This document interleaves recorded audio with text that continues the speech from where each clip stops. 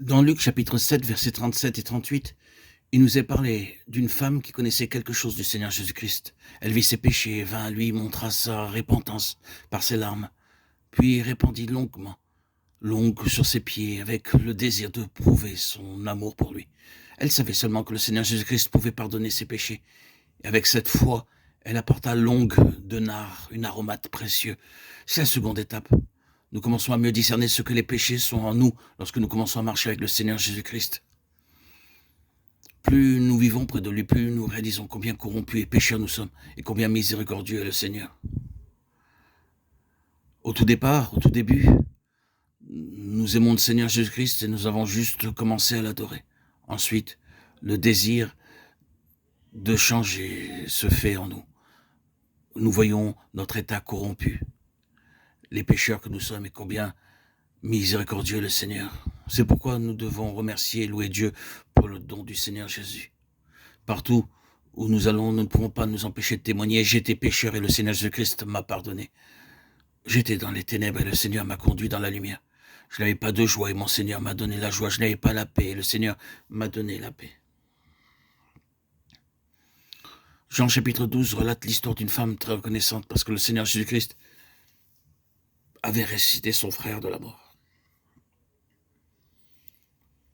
Dans sa gratitude, elle apporta aussi du nard, saisissant maintenant quelque chose de la puissance de Christ dans la vie des autres. Ainsi, troisièmement, lorsque nous voyons qu'à travers notre témoignage, nos frères se convertissent, nos sœurs, nos voisins entrent dans une nouvelle vie, alors nous désirons remercier le Seigneur. Seigneur, tu ne m'as pas sauvé seul, mais tu as aussi sauvé mon frère, ma sœur, ma mère, mon père ou mon voisin. Avec quel zèle nous allons vers nos voisins et nos amis leur dire « Laissez-moi s'il vous plaît partager ma joie avec vous ».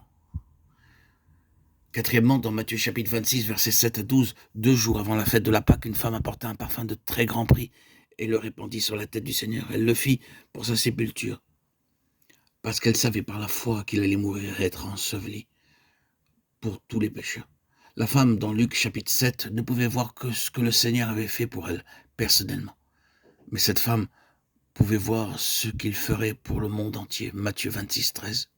Nous aussi, nous voulons remercier notre Seigneur, parce qu'il mourut pour tous les pécheurs du monde de tous les temps, et désirons connaître comment notre Seigneur sauve des pécheurs d'autres parties du monde.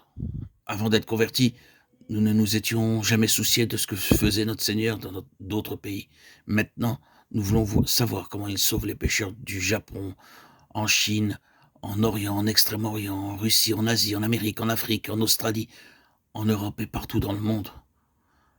Et cela procure en nos cœurs un accroissement de notre joie. Oh, mon Seigneur, tu travailles partout. Et c'est pourquoi je veux te louer, t'adorer, chanter ton très saint nom.